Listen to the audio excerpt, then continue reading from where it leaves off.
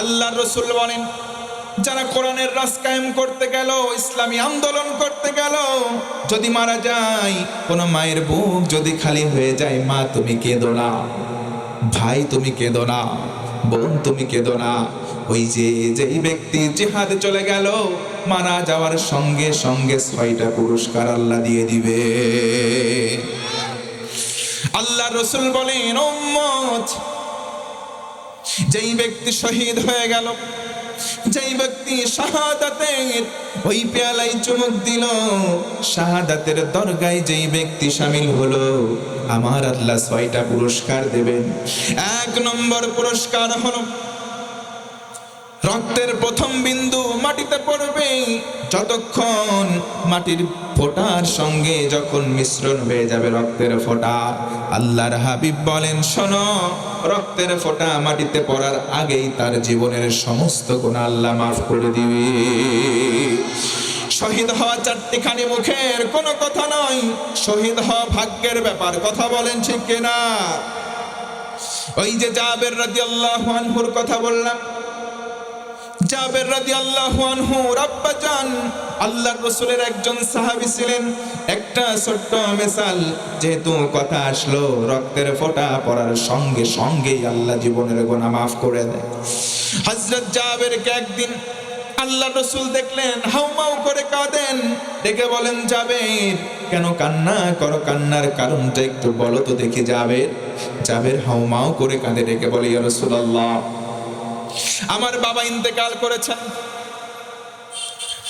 আমার বাড়িতে আমার বড় কোনো ভাই নাই, আমি হলাম দায়িত্বশীল, এই পরিবারের দেখভাল করার জন্য সমস্ত দায়ভার আমার হাতের উপরে ন্যস্ত।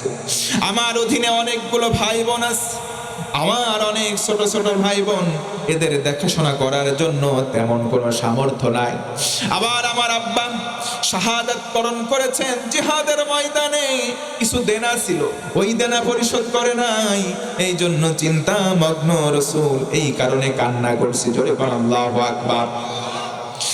বাবার চিন্তায় বিষণ্ণ মন নিয়ে সন্তান যখন রাসূলকে বললেন, রাসূল আমার মুস্কি হাসলেন, বললেন, জাবের, তোমার জন্য একটা শুভ সংবাদ শোনাবো। সুবহানাল্লাহ বলেন।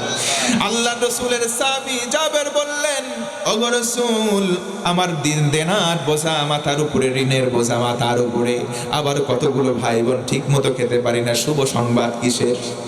আল্লাহর রাসূল মুস্কি হাসলেন, ডেকে বললেন, জাবের শোনো, আমি দেখতে পাই, তুমি দেখতে পাও না। আমার কাছে খবর আসলো, তোমার কাছে খবর আসে নাই।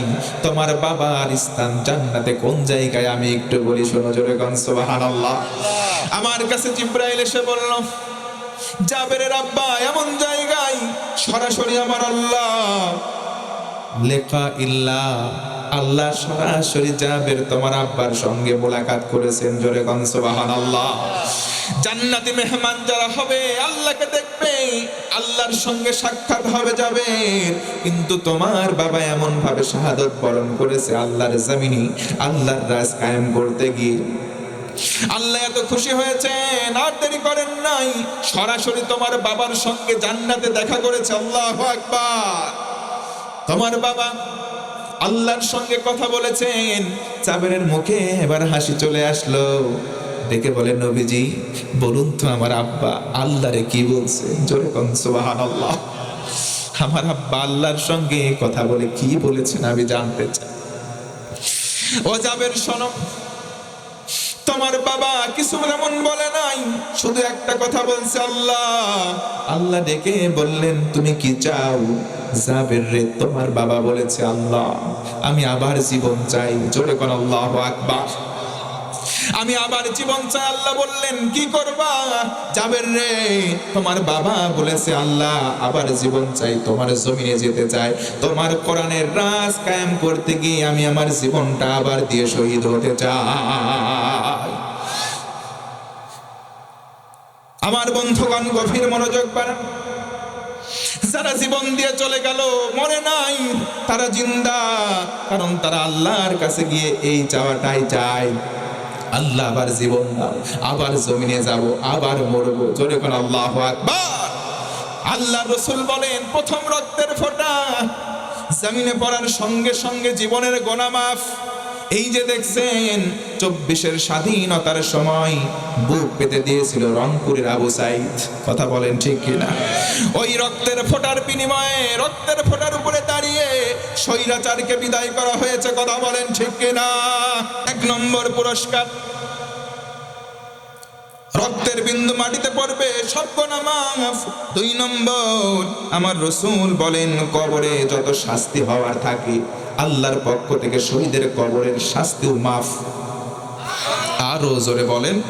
3 নম্বর হলো যত প্রকার কঠিন ভয়, পুলসিরাতের ভয় হতে পারে, কবরের ভয় হতে পারে, আল্লাহর রাসূল বলেন সমস্ত প্রকার ভয় থেকে আল্লাহ নিরাপত্তা দেবেন, জোরে বলেন সুবহানাল্লাহ। 4 নম্বর হলো এমন একটা টুপি বানাবেন, এমন একটা মুকুট সোনা দিয়ে, জহরত দিয়ে, মণিমুক্তা দিয়ে আমার আল্লাহ একটা সম্মানের টুপি বানাবেন, জান্নাতে ময়দানে মাহশারে ওই শহীদের মাথায় পরিয়ে দেবেন, জোরে বলুন সুবহানাল্লাহ।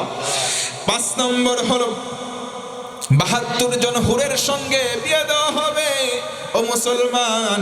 আর 6 নম্বর হলো নিজ আত্মীয় স্বজনের মধ্য থেকে 70 জন জাহান্নামী, ওই 70 জনের পক্ষে সুপারিশ করে একজন শহীদ জান্নাতি বানাতে পারবে, জোরে বলেন সুবহানাল্লাহ।